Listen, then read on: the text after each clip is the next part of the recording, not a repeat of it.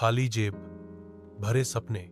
राहुल एक छोटे कस्बे का होनहार लड़का, पढ़ाई में हमेशा अच्छा था। उसके पिता किसान थे और मां घर संभालती थी। बचपन से ही राहुल को यही सिखाया गया था, बेटा पढ़ लिख लोगे तो सरकारी नौकरी लग जाएगी, जिंदगी आसान हो जाएगी। 12वीं के बाद उसने इंजीनियरिंग में दाखिला लिया। फीस भरने के लिए पिता ने जमीन का एक हिस्सा बेच दिया और मां ने अपने गहने गिरवी रख दिए। राहुल दिन रात पढ़ता रहा। परीक्षा में अच्छे अंक आए, डिग्री भी मिल गई। लेकिन डिग्री मिलने के बाद असली संघर्ष शुरू हुआ। रोज सुबह अखबार में नौकरी के विज्ञापन देखता, दर्जनों जगह इंटरव्यू देता, लेकिन हर जगह वही जवाब मिलता, हम आपको कॉल करेंगे। और वो कॉल कभी नहीं आता।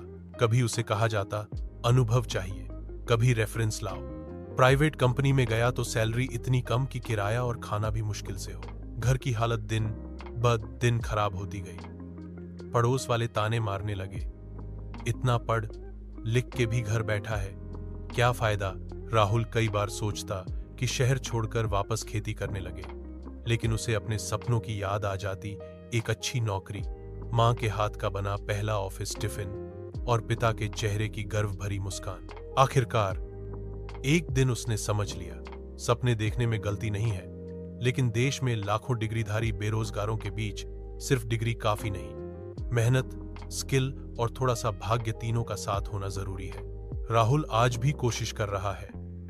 फर्क बस इतना है कि अब वह नौकरी ढूंढने के साथ साथ अपने गांव के बच्चों को पढ़ाता है, ताकि कल को उनमें से कोई बेरोजगारी की इस कड़वी कहानी का हिस्सा न बने। अगर आप चाहें तो मैं इसी कहानी